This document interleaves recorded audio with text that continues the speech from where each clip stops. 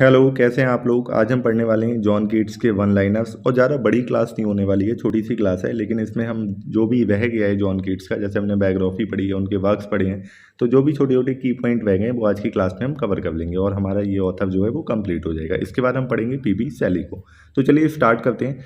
सैली ने कीट्स को क्या कहा था? Inheritor of unfulfilled renown. ये जो है ये छोटे छोटे क्वेश्चन पूछ लिए जाते हैं एग्जाम में, किसने किसको क्या कहा था, तो इस तरह की चीज़ें आपको ध्यान रखनी है। कीट्स ने अपने एक लेटर में लिखा था, I have loved the principle of beauty. Third है, मैथ्यू एर्नोल्ड ने कहा था ही इज विद शेक्सपियर। कौन? कीट्स जो है उनका लेवल किसके साथ है? उनकी पोइट्री का लेवल जो है वो शेक्सपियर के लेवल का है, तो एर्नोल्ड ने उनको काफ़ी ऊंची उपाधि दी थी।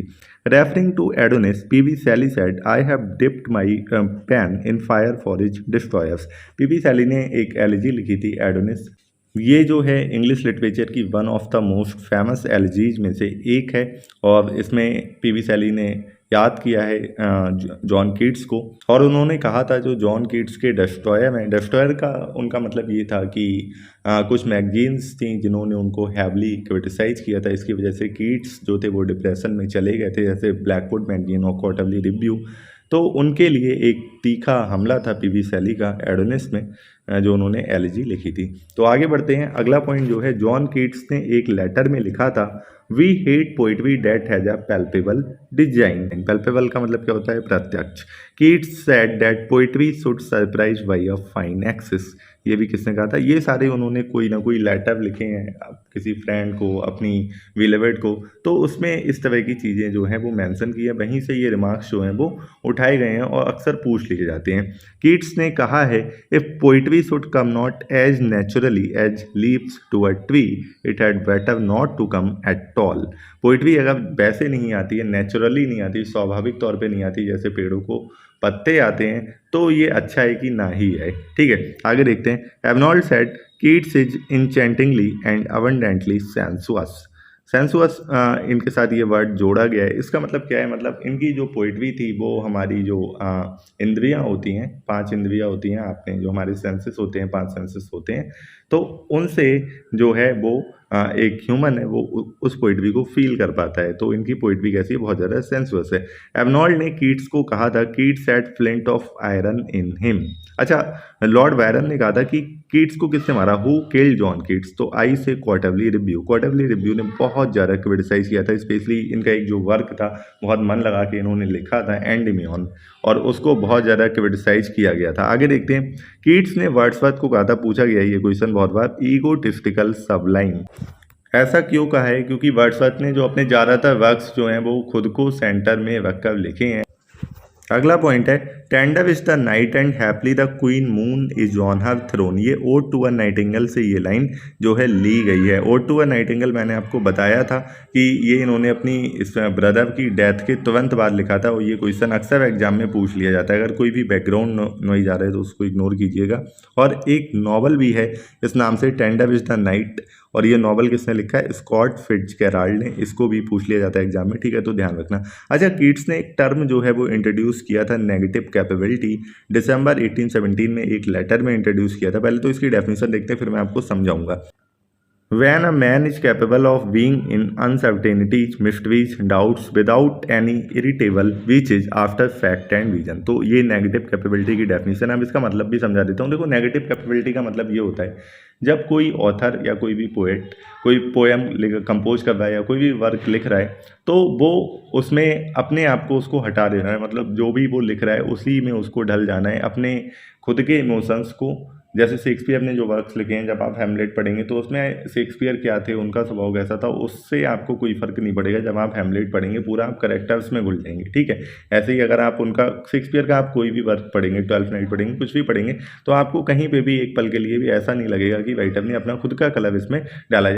जैसे कई सारे वर्क्स को आप पढ़ेंगे तो आपको पता चल जाएगा कि राइटर्स की खुद की पहचान कहीं ना कहीं उनके वर्क्स में दिख जाती है। तो खुद को हटाकर पूरा उस करेक्टर में, जिस करेक्टर को आप पोर्ट्रे कर रहे हो, उसी करेक्टर के हिसाब से जब चीज़ें दी जाती हैं सामने वाले रीडर को या ऑडियंस को, तो उसको नेगेटिव कैपेबिलिटी बोलते हैं, ठीक है। आगे देखते हैं। A poet is most unpoetical of anything in existence because he has no identity. Keats ने यही इसी तरह की बात कही है कि पोएट जो होता है वो सबसे ज़्यादा अनपोइटिकल होता है, उसकी खुद की कोई आइडेंटिटी नहीं होती। वो जिस चीज़ के बारे में लिख रहा होता है है वो वही बन जाता है। पत्ती के बारे में लिख रहा है तो वो पत्ती के इमोशन देता है, फूल के बारे में लिख रहा है तो उसके देता है, आम के बारे में लिख रहा है तो वो उसके इमोशंस को प्रेजेंट करता है, मतलब उसकी खुद की कोई आइडेंटिटी नहीं होती है। आगे देखते हैं, कीट वॉज अ ग्रीक, ऐसा शैली ने बोला था। ऐसा इसलिए बोला था, देखो कीट्स जो थे वो बहुत ज़्यादा पढ़े लिखे तो थे नहीं, ठीक है, वो भी शेक्सपियर की तरह ही थे, लेकिन पता नहीं उन्हें ग्रीक जो थी उसकी बहुत, जो ग्रीक कल्चर था, मैथोलॉजी थी, उसकी बहुत ज़्यादा नॉलेज थी और उसका रिफ्लेक्शन जो है वो उनके वर्क्स में दिखता भी है। ठीक है, आप एंडीमियन को पढ़ोगे या उनके बाकी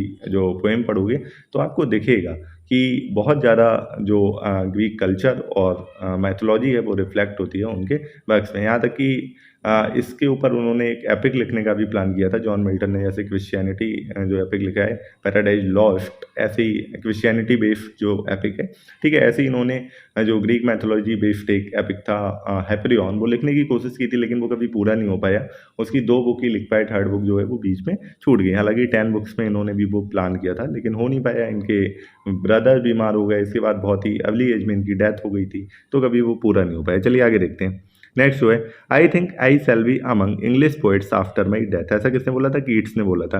Keats poetry was devoid of revolutionary spirit, so Shelley dislikes Keats poetry. Shelley को कीट्स की पोइट्री पसंद नहीं थी ऐसा कहा जाता है, क्योंकि उनकी पोइट्री में जो जैसी सैली की पोइट्री में रिवोल्यूशनरी स्पिरिट थी वो कीट्स की पोइट्री में नहीं थी। हुआ क्या था, जो सैली थे, वर्ड्सवर्थ थे, ये फ्रेंच रिवॉल्यूशन से बहुत ज़्यादा इंस्पायर्ड थे। ये सोसाइटी को बदलना चाहते थे, एक तरह से इन्होंने रिवोल्ट सा खड़ा कर रखा था अपने एक्सप्रेशंस के माध्यम से।